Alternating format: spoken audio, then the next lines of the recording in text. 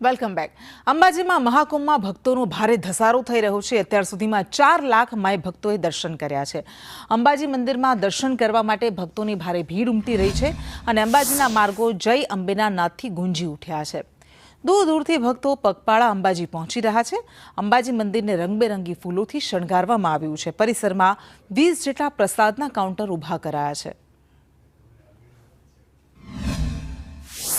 હું મહીસાગર જિલ્લાના કડાણા તાલુકાના ડીંગલવાડા ગામનો રહેવાસી છું અને અમે આશરે 20 વર્ષથી પગપાળા સંઘમાં આવીએ છીએ અને અત્યારે અમે આ રથ લઈને આવીએ છીએ. રથના 5 વર્ષ થયા છે અને 5 વર્ષથી આ 5 વર્ષ પૂરા થયા એટલે અમે આ 5 વર્ષની આ ધજા માને અર્પણ કરવા આવ્યા છીએ.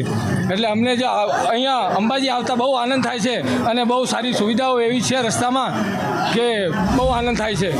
શક્તિપીઠ અંબાજીની વાત કરવામાં આવે તો આજે ભાદરવી મહાકુંભનો આજે બીજો દિવસે ત્યારે મોટી સંખ્યામાં માઈ ભક્તો છે તેમાં અંબાના દર્શન કરવા પહોંચ્યા છે અને ગઈકાલે જે કહી શકાય છે કે 4 લાખની આસપાસ જે ભક્તોએ જે મા અંબાના દર્શન કર્યા હતા અને આજે બીજા દિવસે પણ ભક્તો છે તે મોટી સંખ્યામાં દર્શન કરવા પહોંચ્યા છે અને પોલીસ તંત્ર દ્વારા વ્યવસ્થાઓ કરવામાં આવી છે. ભક્તોને કોઈ પણ પ્રકારની જે અગવડો ના પડે તેને લઈને પોલીસ તંત્ર પણ ખડે પગે રહ્યું છે અને બનાસકાંઠા જિલ્લા વહીવટી તંત્ર પણ ખડે પગે રહીને જે યાત્રિકોને જે સુવિધાઓ પૂરી પાડી છે ત્યારે કહી શકાય છે કે સવારથી જ જે ભક્તોનું મંદિરની અંદર જે ઘોડાપુર ઉમટ્યું હતું અને સવારથી જ ભક્તો જે મા અંબાના દર્શન કરવા પહોંચ્યા હતા, ધજાઓ સાથે મા અંબાના દર્શન કરવા પહોંચ્યા ત્યારે કહી શકાય છે કે સવારથી જ જે ભક્તો છે તે મોટી સંખ્યામાં મા અંબાના દર્શન કરવા પહોંચ્યા ત્યારે અંબાજી મંદિર છે તે જય જય અંબે બોલ મારી અંબેના નાદ સાથે ગુંજી ઉઠ્યું હતું.